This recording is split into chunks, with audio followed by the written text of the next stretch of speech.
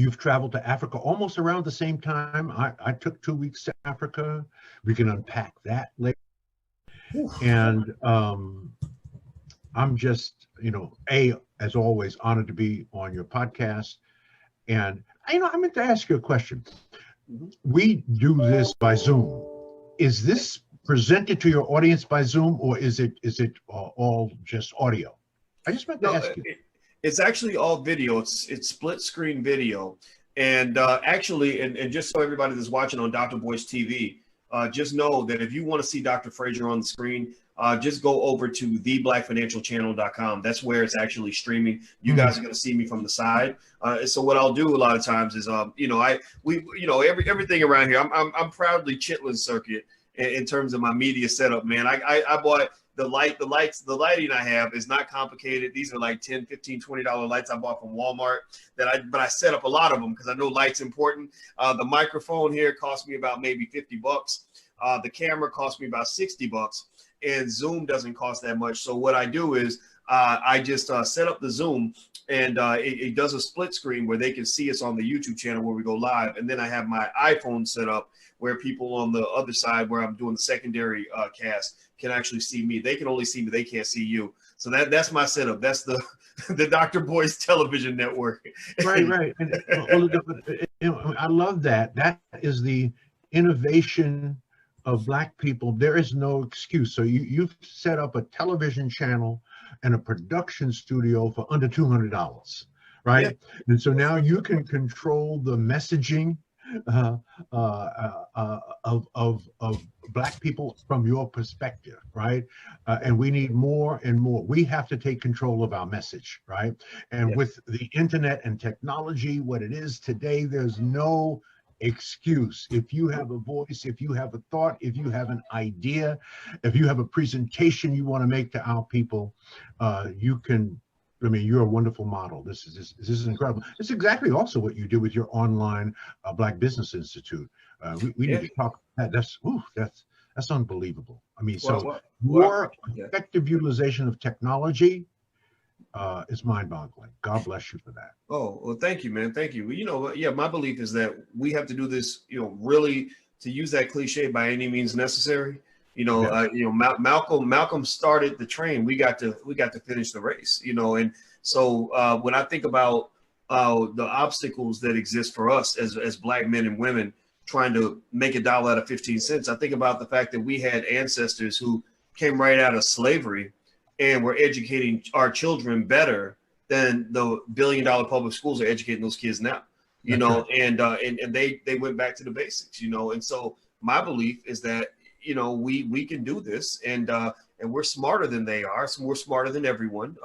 And I just said, this is going to be a platform that's got more substance over flash, and it's worked. We reach about 1 million people a week, and we don't have to ask anybody's permission for anything.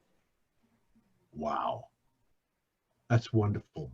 Wow, just keep doing it and keep saying it, because the key to learning, especially for us, is simplicity and repetition, right? We've got to say it 50 different ways on 50 different days. And this is, I think, one of the keys to being a productive speaker in Black America is that you must never get tired of saying the same thing, right? Now, you may want to say it different ways, but in essence, it's the same thing. If you looked at a speech I gave 35 years ago, if you analyze that speech, Doc, it's the same thing I'm saying 35 years later. Now, I've added some new statistics, perhaps some new insights, some new slogans, but fundamentally, it's the same messaging. That's how I built my brand. That's how you're building your brand. That's what I'm known for, right?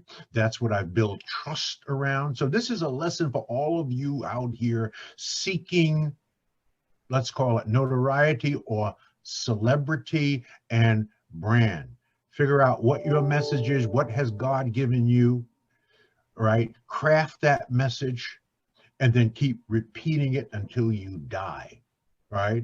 And so You know, you are known now as sort of the economic guru, really, and the Black Business Institute. Not only are you speaking it, but you are directing our people to places where they can actually learn it and do it.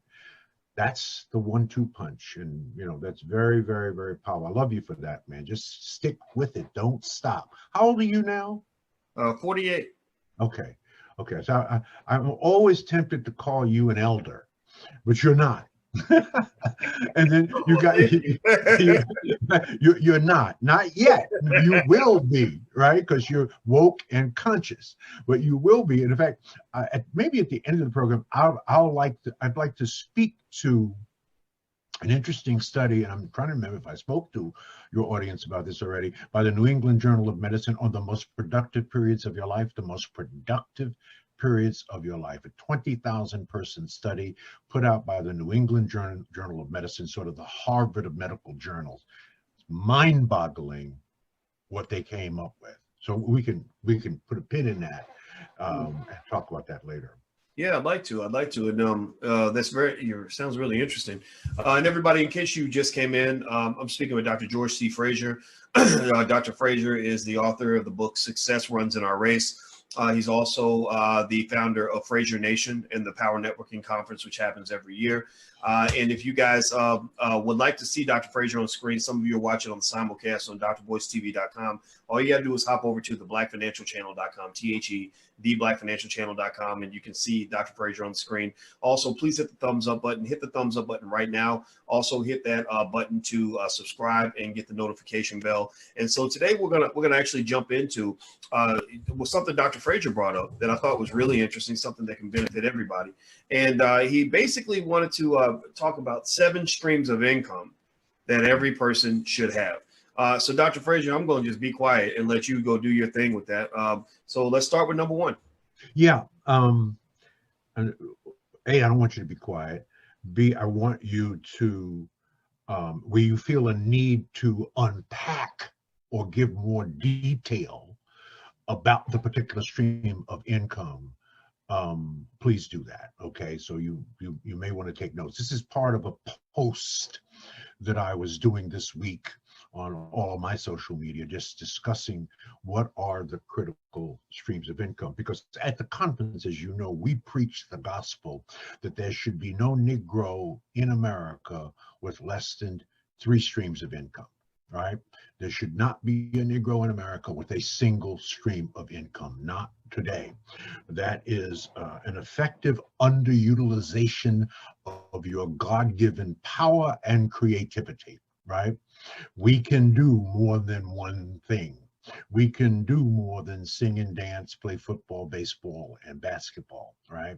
So we are the most creative, the most innovative people on the planet. We are imitated everywhere in the world, right?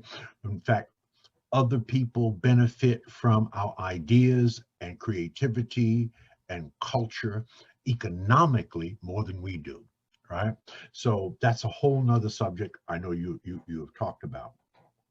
When you come to the Power Networking Conference, we teach you, or we certainly tell you that we will show you how to double your streams of income. If you come there with a single stream, we will show you how to leave with at least 2. If you come there with 2, we will show you how to leave there with at least 4.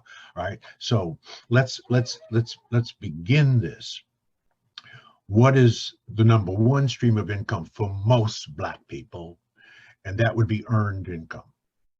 And that's income from working on a job. That's really most Black people, right? So most Black people would qualify under that category. The second is what I call profit income.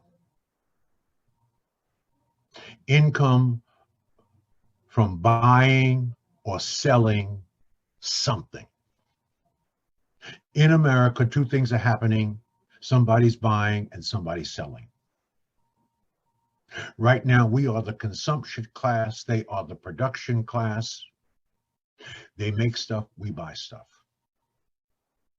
We don't sell. In fact, most Black people don't even like selling. I don't know if you remember George Sabira. He was an old school brother. He wrote the first book in Black America on why Black people hate selling and why they shouldn't hate selling. Incredible book. Go on Amazon. He's the first brother. We had him to speak at some of our early Success Net events back in the 80s. And he talked about selling, why we need to embrace selling. So I'm asking our people, and have been asking them for at least a decade, stop doing all the buying and do some selling. If you bake cookies, put them in a box and sell it to somebody. If you live on a farm, take the manure, put it in a bag, put your name on it. You can become an entrepreneur, okay? And sell the damn thing to somebody. You can sell anything in America. This is America. You can sell bags of shit and call it fertilizer. There's no excuse. Stop doing all the buying and sell something, brothers and sisters. I don't care if it's insurance. I don't care if it's homes. There's whatever. Sell something. Sell something. So profit income from buying or selling something. That's the second stream of income. The third is what I call interest income. And that's income from lending money. Now, that's a little provocative, but if you have the wherewithal to lend money and to earn interest, by the way, which is how much of America makes its money, right? The financial system, how does it make its money? It makes its money from interest income, right? So if you have the wherewithal to do that legitimately, we're not talking gangster stuff here, right? That's a powerful way to earn money. The fourth stream of income would be dividend income. Income from owning stocks, bonds, mutual funds. There have been all kinds of studies on how Black people on a per capita basis have the lowest investment in stocks, which stocks is really ownership, right? And Warren Buffett taught us, if you drink Coca-Cola, why wouldn't you own it? Then you can own some of it. If you're spending $200 on Nikes, why wouldn't you spend $200 on Nike stock, and let's see what's worth more 20 years from now, right? So dividend income from owning stock. And that's a huge part of my own portfolio. The next is rental income. Now, I'm going to say this with humility, but I believe that I was a pioneer in this rental income from renting property, renting homes. I made my first $1 million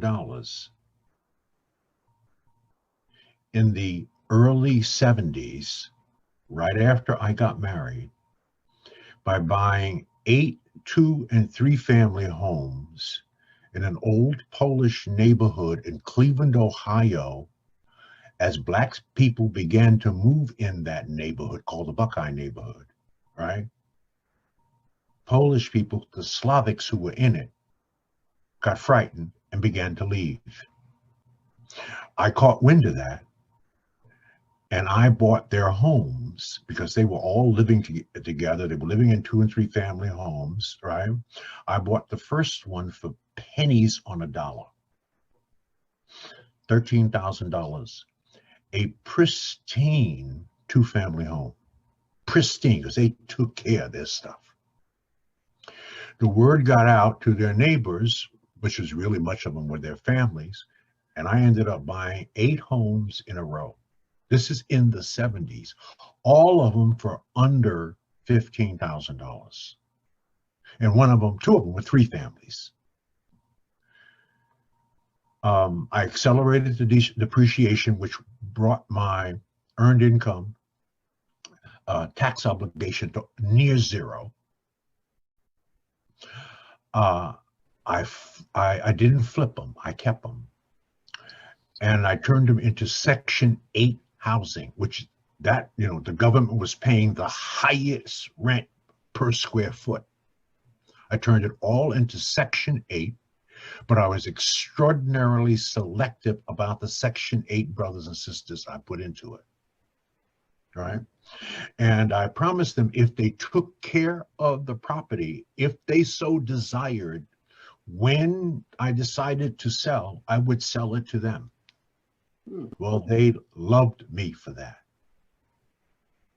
Wow. 13 years later, I flipped those houses for 15 times what I paid for them, not including the tax write-offs, the accelerated depreciation, right? The rent payments to them. They loved me.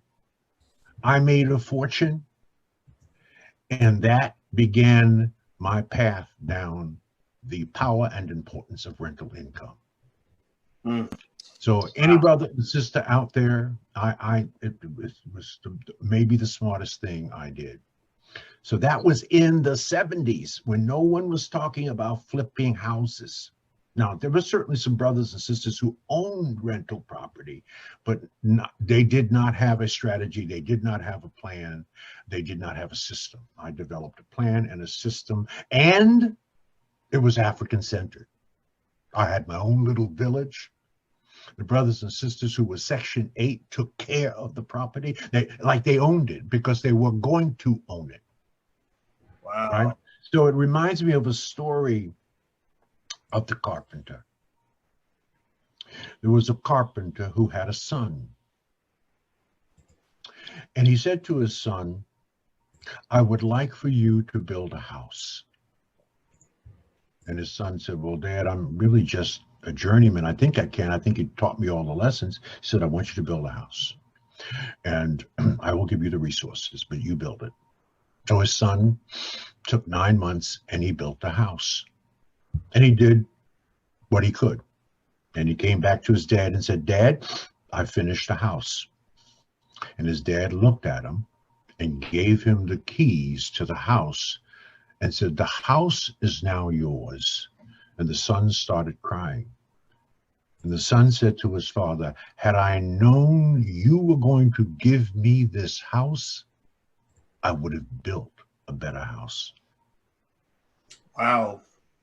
Powerful lesson I learned many years ago, right? Wow. Ownership, a sense, it creates a sense of pride. And that was basically what I did and said to my Section 8 tenants. Take care of this house. Someday you may own it if you so desire. And they did. So, rental income. It is a beautiful and powerful thing. That's number 5. Number 6 is capital gains.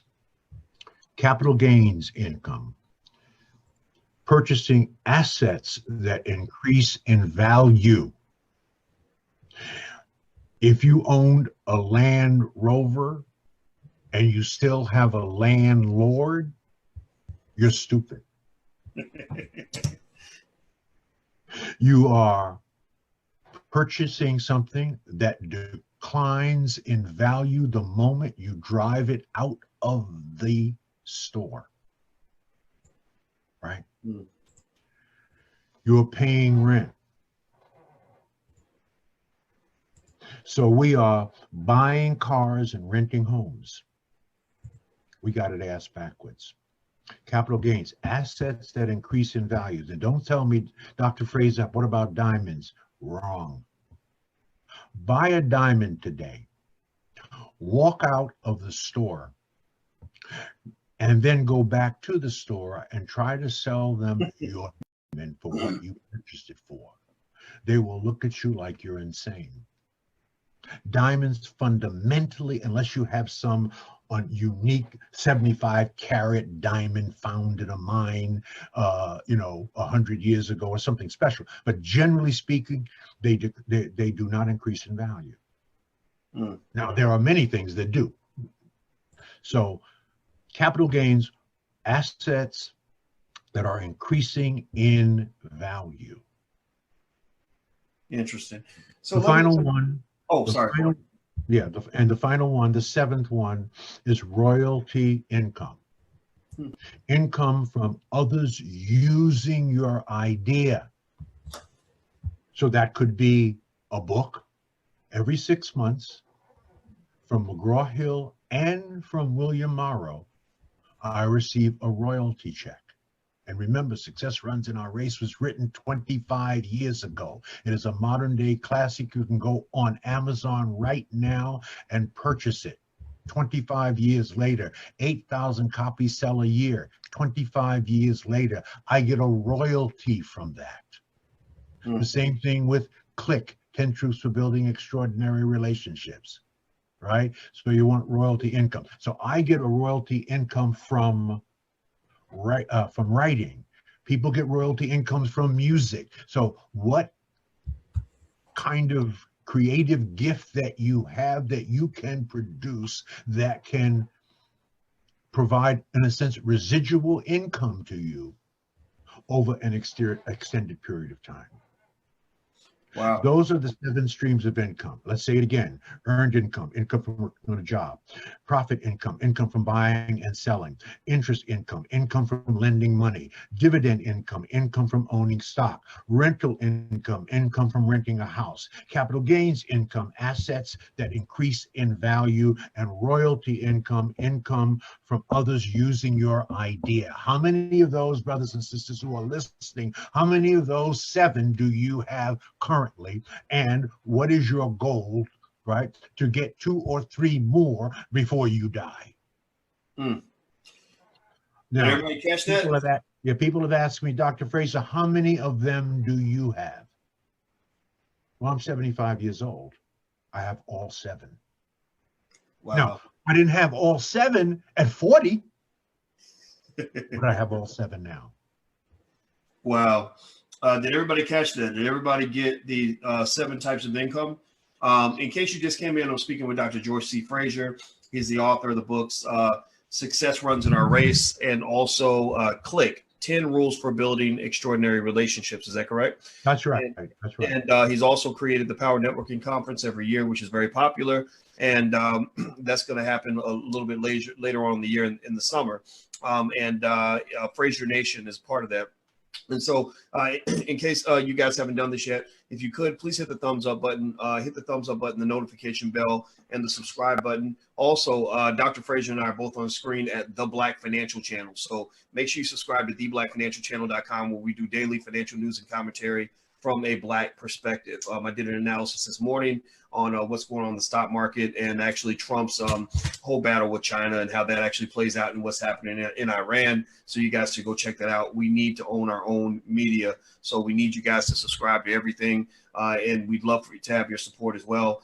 Feel free to also, if you want to learn more about business, feel free to go to theblackbusinessschool.com, THE, that's theblackbusinessschool.com. You know, Dr. Fraser, one thing that came to mind that you were referring to when you were talking about, capital gains and just investing in general. You know, when I see, interest income, dividend income, capital gains income, royalty, et cetera, I'm thinking, or even profit income, I'm thinking about just investing, right? All the different ways you make money from investments, right? You can make money from the interest, from the dividends, from the profits, all the way down the line.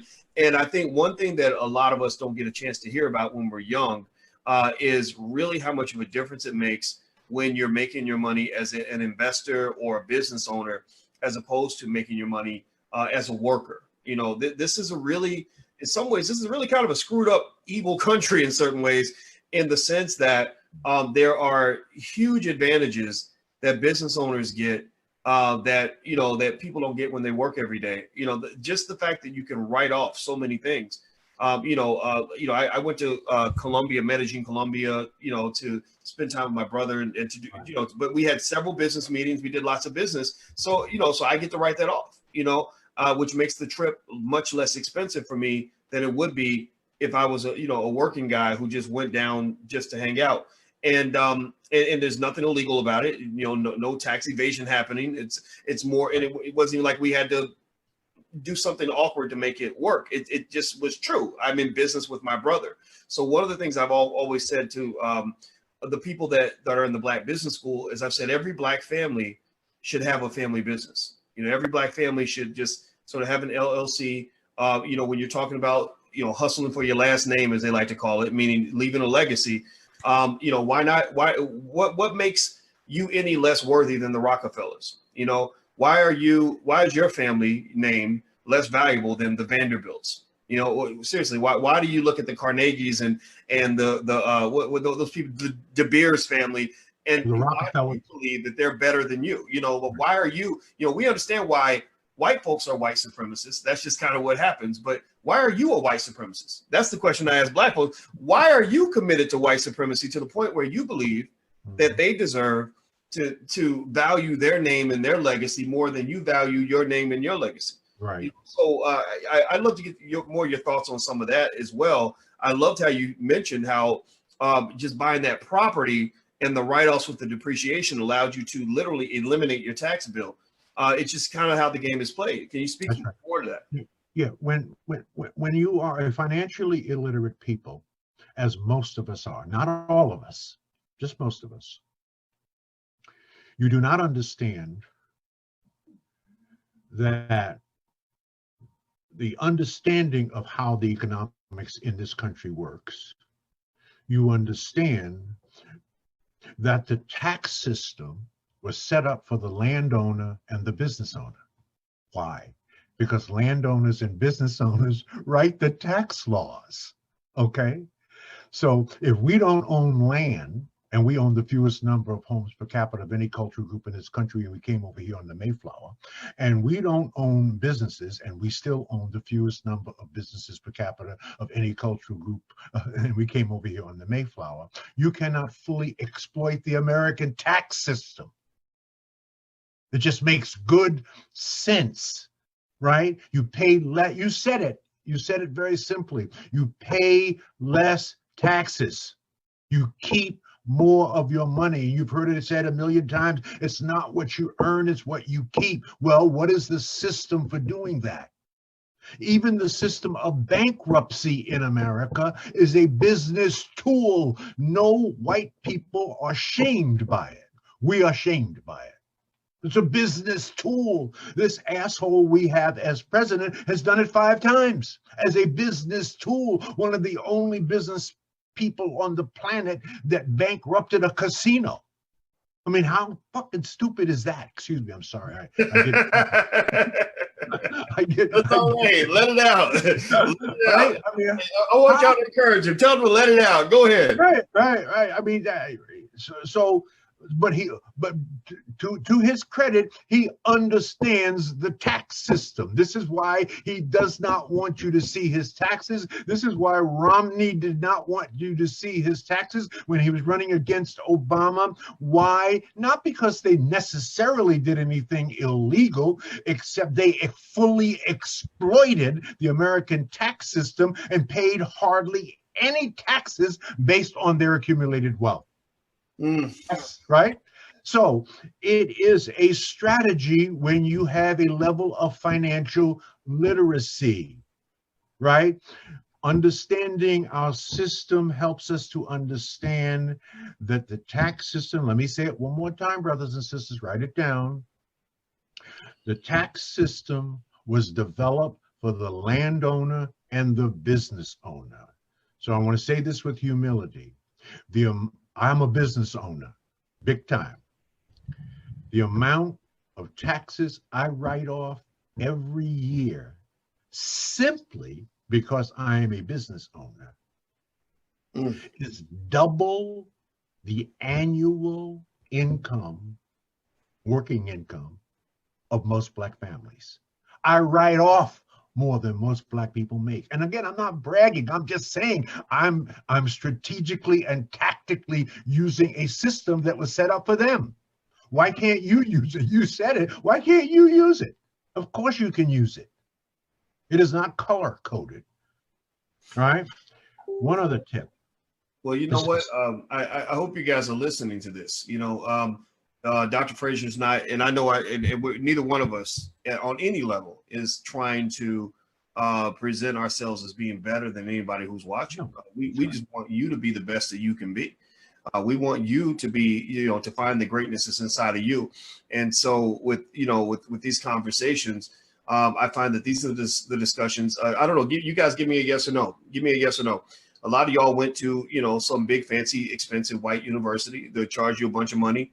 Did they ever have conversations with you about things like this? Like, did you ever get a chance to sit and listen to a couple of admittedly, a couple of black millionaires? He's made a couple more dollars than I have, but we technically we are both millionaires, right? And it's okay to admit that, right? I mean, think about it. You got I'm not rappers, ashamed of it.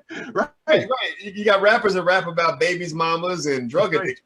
So hopefully, black men can also brag about being successful without being shamed in that. And we're really giving you an honest assessment of things that we believe you can do to make your lives better. And so, did you ever hear any of this? Did you ever get a chance to listen to black millionaires or billionaires or anything like that explain to you how black people can get ahead in this system? You probably didn't. I know I didn't, Dr. Fraser, and No, I didn't either. I didn't. I just reading and studying. Here's another insight. Very, very, very important. I've been married to the same woman. We have been together for 48 years. This is, of course, the biggest decision you will make in your life will be your life partner. Screw that up 3 or 4 times and see what your life looks like. But let's assume that you make a good decision and you can hang with the same sister. You notice I said sister, right? For 50 or so years, all right? We were and are a lot alike. And we made a pact when we got married. The pact was an economic pact that we would never buy a new car. Now, simple. This sounds simple, but I made $1 million with this pact. Not exaggerating. I'm going to show you how. Wow. Not Okay. exaggerating. We're listening now. Made $1 million. Actually, more than that. Just this one simple agreement between Nora Jean and I. We would never buy a new car. We would only buy a 3-year-old or more luxury car off lease. That was our strategy. So we always had, if you go in my garage today, I bought it when it was 3 years old, an Audi, and Nora Jean, her Lexus is 10 years old, a Lexus in tip-top shape, right? And we did this, we have been doing this for 48 years. And the idea was that we never wanted an extraordinarily large automobile payment. We always wanted something $200 per month or less. That was our goal. There were a couple of years it was $150 or less. Remember, this was done over 48 years. So the money we saved on a car payment of the same year, and we would always do this, we said, well, okay, if we bought this car new, what would the payment be? And our pact was we would put into an investment, a number of different types of investment, the savings between what a new car would have been and what we were currently paying for our used car. And we'd take the difference and we would monthly invest it. We did that for 48 years. I don't even want to tell you the number that represents today, just that one little strategy. Now, we kept every car 10 years or more. That's why we wanted a luxury car. We wanted something that was well made, had a little prestige to it. And that's, I'm driving an Audi. She's been driving Lexuses for years and years and years because they last. They're some of the best built cars. So you do that for 48 years times 2. You make the investment of what the new car payment would have been versus the old car payment, and you do that for 48 years and see what you end up with. Wow, I love it. Everybody who's listening, this is Dr. George C. Fraser. He's the author of a couple of great books everybody should read. One is called Success Runs in Our Race. He's the networking guru of America, and I believe he's the greatest networking guru on earth. He's also one of the most brilliant elders I've spoken with anywhere. And also his other book is called Click, 10 Rules for Developing Successful Relationships. Or is it healthy or? Yeah. You made me forget the damn subtitle. It's none of the. It's not. You made me forget it. Click the 10 truths. The 10 truths. The 10 truths. There it is. The 10 truths. There we go. There we go. Extraordinary relationships. Right. Yes. It's next level networking. Right. Yes. Well, let me say this to you guys also. His name is spelled Fraser, not Z. So make sure you spell that right when you go buy the book. Also, I'm going to be speaking at his Power Networking Conference in the summer, which is part of Fraser Nation, which I'm a part of and I respect tremendously. And I hope you guys will consider joining as well. Do me a favor, please hit the thumbs up button, share and subscribe button. If you haven't done that, please hit the notification bell. If you want to help our Black media grow, we'd love to have you as a patron at intelligentblackpeople.com. That's intelligentblackpeople.com. And I want to ask you, Dr. Fraser, about something. Now earlier, I'm going to ask you a question. I want you to give me a yes or no answer, and then I'm going to ask a follow-up question. Do you love Black women? I know it's hard to answer with one word, but I assume the answer is going to be yes. No, it's beyond yes. Absolutely. In fact, I am so deprogrammed. I do not find white women attractive. I knew there was you're my brother from another mother, because I'm the same way. It's no disrespect to white women. Right. Nothing compares to Black women. Nothing. I completely agree with you. And so I asked you that question. That's a loaded question. Let me tell you why. It's a loaded question because you and I had a conversation about another Black woman by the name of Lizzo. Yeah. Now, Lizzo, I made some remarks about it, and it, I guess the media, you know what the media does. It blew up. And there was nothing untrue about what I said. Even if I were talking to Lizzo herself, I'm sure she'd agree with a big chunk of what I said, right? But of course, divide and conquer and all this other stuff, right? Black men against Black women. People love to live off that narrative. Well, let me tell you what happened to me. Just literally while you and I were talking, I got this email, and I'd like to get your take on some of this. And I'm telling you all this because I want you to kind of shape your comments in a way that that reflects your truth, as well as I'm warning to just make sure you say it in a way that doesn't cause you to go through some of the firestorm that I went through, because my shit is my shit, and I accept that wholeheartely. And let me tell you why.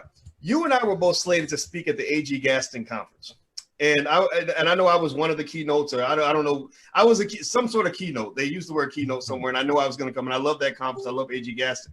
Well, I just got an email today saying that they were canceling me as the keynote speaker because of the whole Lizzo controversy. And I was a little bit surprised, but I know how corporate America works, right? The corporate sponsors, corporations don't always like controversy, and there was pressure apparently put on the organizers. And because I don't let things happen in the dark. I like talking about things, just talking it out so people know what's really going on. And they said, we're going to go in a different direction, and I totally get that. My last goal in life is to get another Black person fired. And in fact, when I go speak at any corporation, I tell them, don't take too much advice from me, because I'll get you in trouble. So just, so with that said, I think I'd love to get your take on how we can process, a Lizzo in this world without giving the appearance or allowing anybody to think that we have an issue with Black women as a collective. And then the other stuff, if you want to talk about that as well, you can. But just know, I'm not bothered by the cancellation. I understand that. But I think it's important to kind of talk about where we stand as Black people in terms of what is and is not acceptable in terms of how we present it to the world. What are your thoughts on that? Yeah. There are three things we cover at the Power Networking Conference, as you know: business, money, and wellness, psychological wellness, and physical wellness, because they're connected. We want our people to live the longest life they could live. And we know that their health will play a key role in that. That's science. We do not have the best health. The average age, lifespan of a Black man in America is 67 and a half. I'm 75. So in white years, I think I'm 190 in white years. In Black years, I'm 75. All right. Women die sooner than white women.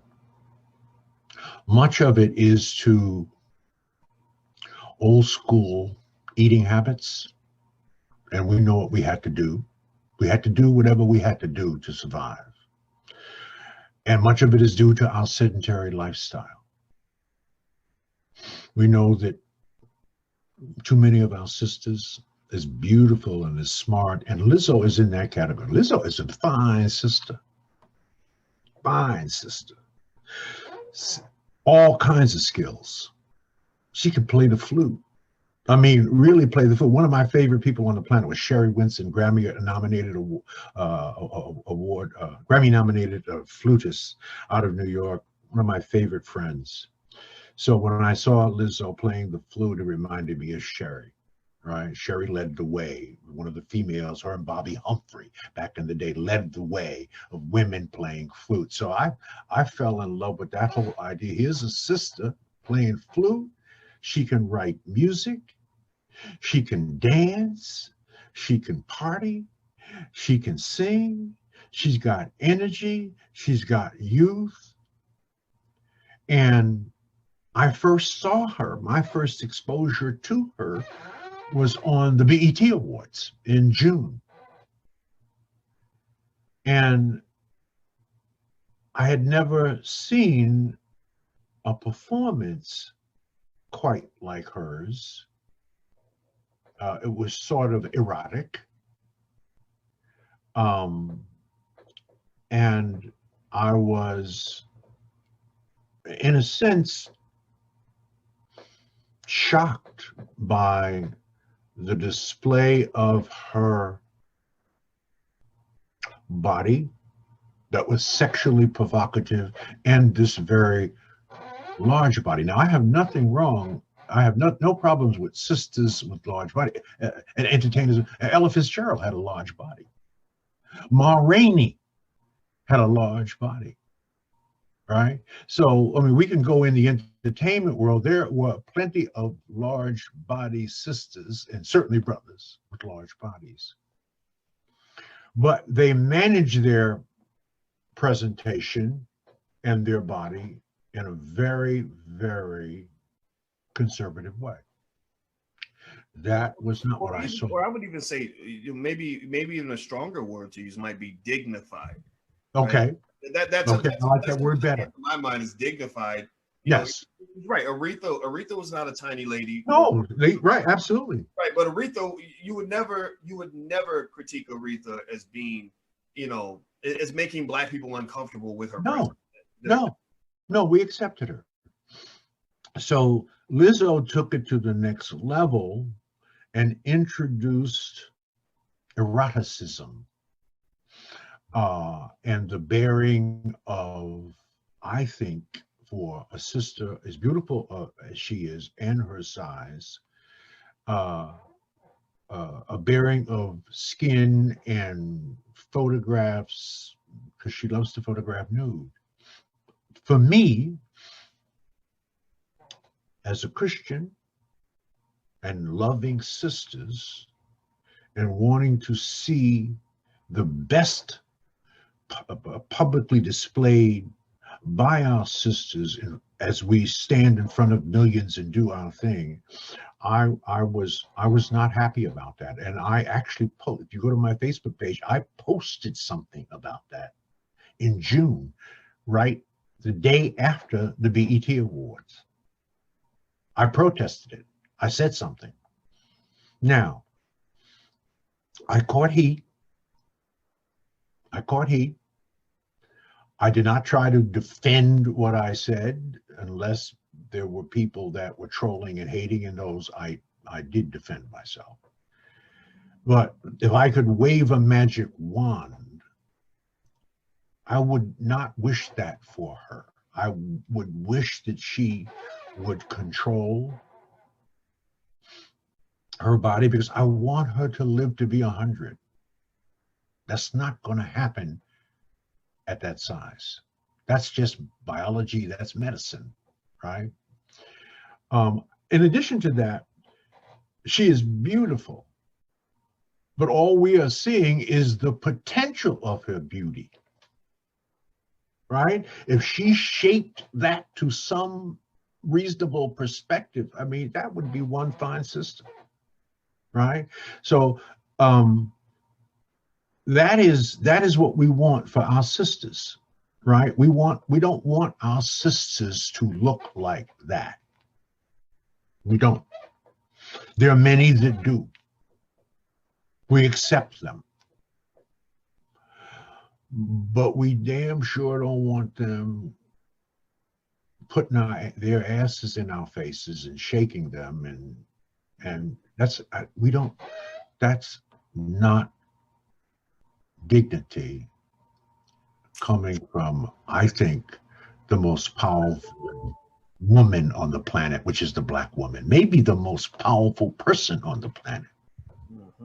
Right? I think it was Dr. John Henry Clark who said, the power of this world is between the legs of a Black woman. Yep. So she has that potential. She is in that category, talent. God has given her talent and beauty. There are things that she can do to mitigate that and to assuage that and to enhance that. And that's what we wish for her. That's what we want from her. Well, she'll decide. But if she's getting good advice from the people around her, they will work with her on that. And she can do that. That's how I feel. That's how I see it. That's how I feel about it. Well, and I think that, we're on the same page with that, in the sense that nobody dislikes her because she's overweight. Because if I was to dislike her for being overweight, then I would dislike myself, because I've been overweight for a long time, and so that's not I agree with you. That's not the issue. Just for those who really wanted to listen, those who were seeking to really understand, I did a couple of things. First thing was, I found out that the majority of the Black community, at least in the conscious community, in terms of the few 100,000 people that follow us, the 80% of them, in a survey, we asked them, do you feel that Lizzo, that what she's doing is helping or hurting the image of the Black woman in America and around the world? 80% said it's hurting the image, right? So the majority of our people, at least in this space, that are woke and conscious, get it. They totally get it. And the second thing was, I said, look, if you're overweight, it would make no sense to not love someone because they're overweight. But there's a difference between me loving you the way you are versus encouraging you to stay the way you are. If you're in the gutter smoking crack and drinking liquor every day, I'm still going to love you, especially if you're my relative or whatever. But I'm not going to say, hey, I love you so much, I want you to keep drinking, or here's some more money to go buy some more crack. Right. That would not make me your friend. That would make me your enabler. And I think that when we have this, so sometimes the whole idea of self-love goes overboard to the point where you're enabling unhealthy behavior. And it's not just her. It's really sort of a class of people that are saying, okay, this thing is in. This is what you want to be. And I think the last part was what I referred to, and I did some research on this to make sure I was speaking historically in an accurate way, and I even had Dr. Claude Anderson on to break it down. You've got the historic image of the Black woman positioned as a mammy type, and mammies tended to be bigger women. And then you've got the Jezebel stereotype, which is the hypersexualized version of the Black woman. So I said, okay, so what you're watching right now is a Mammy Jezebel minstrel show. That is not, when you consider how many talented sisters there are out here who drew the line and said, there are certain things I just won't do.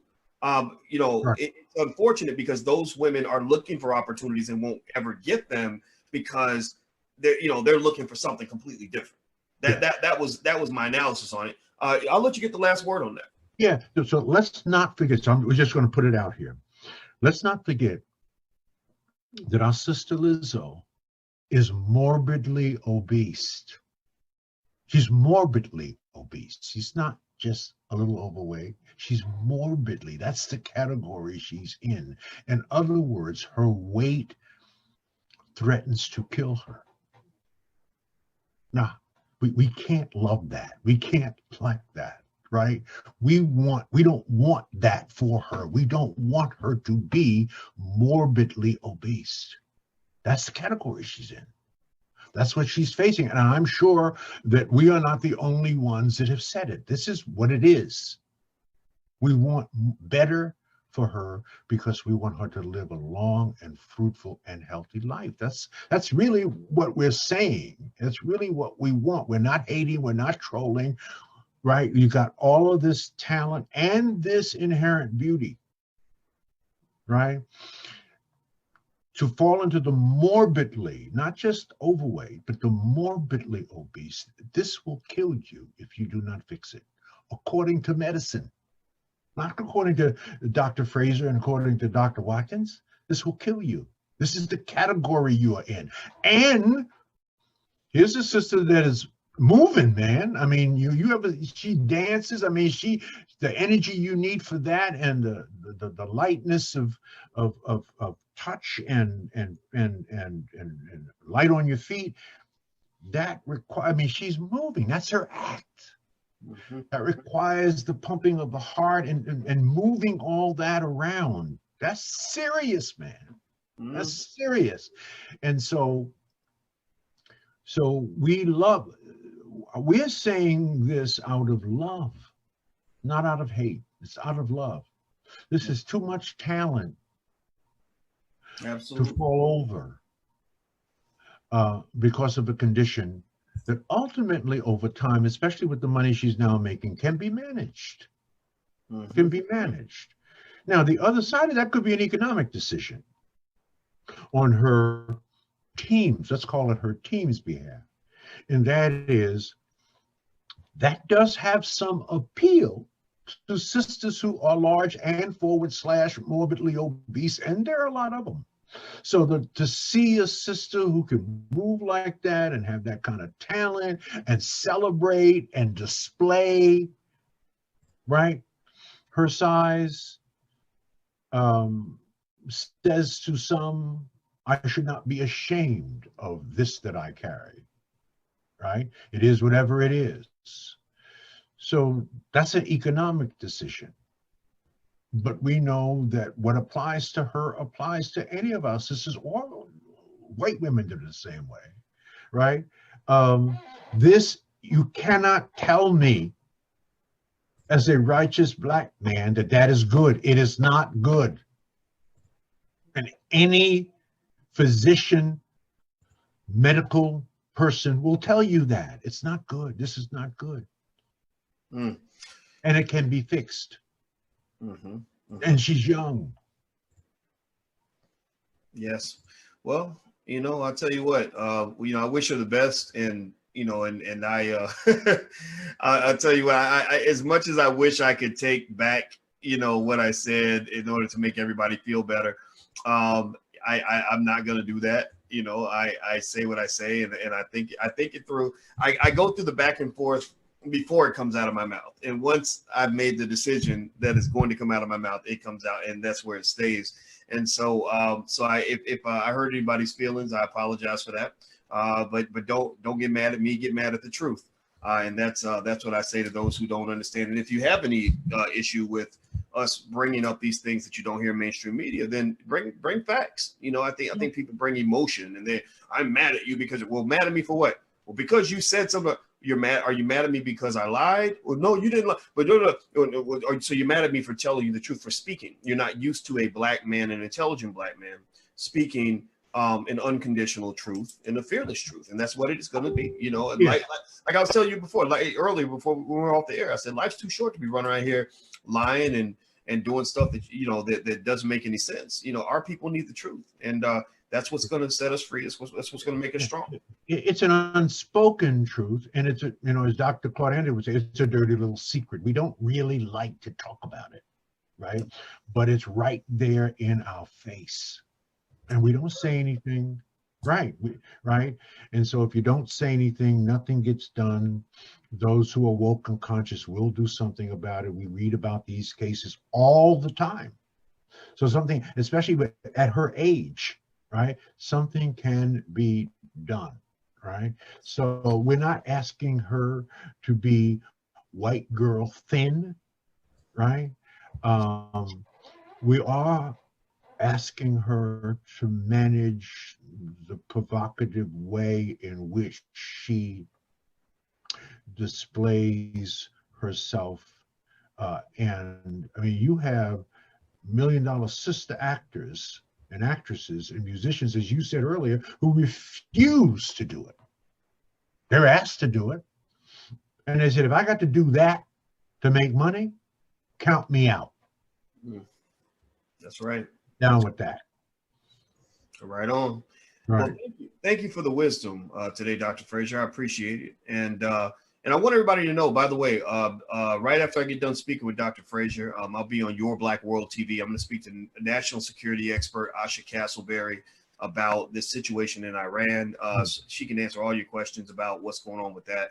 That's a big deal. And Dr. Fraser, just to let you guys know how important Dr. Fraser is, that interview with Asha was going to start 10 minutes ago. And I texted Asha and asked for a few more minutes because I'm speaking to one of the greatest men in American history. And I really believe that. And I mean that, Dr. Fraser. And I want to say thank you for gracing us with your presence. I really appreciate your time. I appreciate it. We're going to close this up, and thank you for giving me a little bit of extra time. I want to encourage people to go to the Power Networking Conference site, www.powernetworkingconference.com. I want you to put a code in it because this code is going to give you a 60% discount on the registration, a 60% discount. So the code is damn good deal. Just write damn good deal.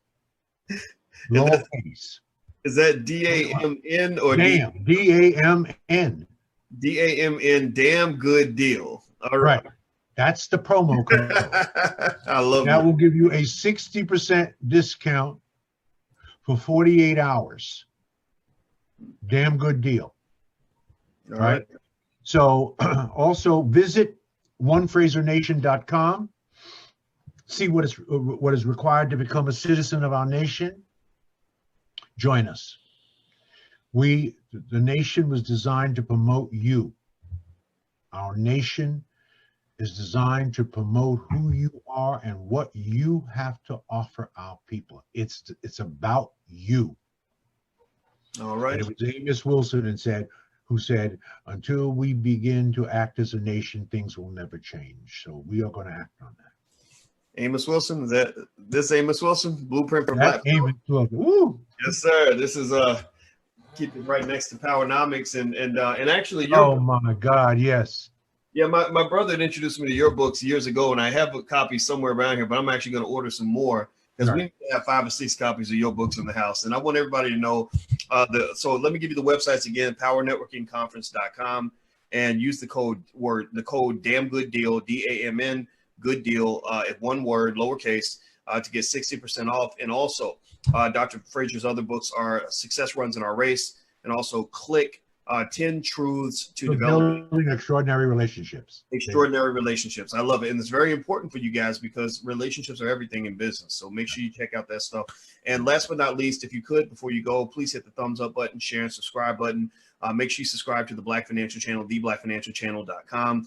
And also go to the Black Business School, theblackbusinessschool.com. If you'd like to move your family forward on their wealth building journey.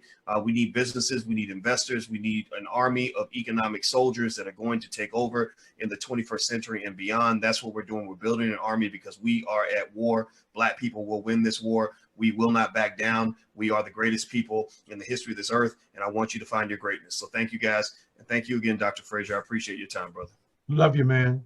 And everybody out there, remember, if you want to change your life, change your relationships. Right on.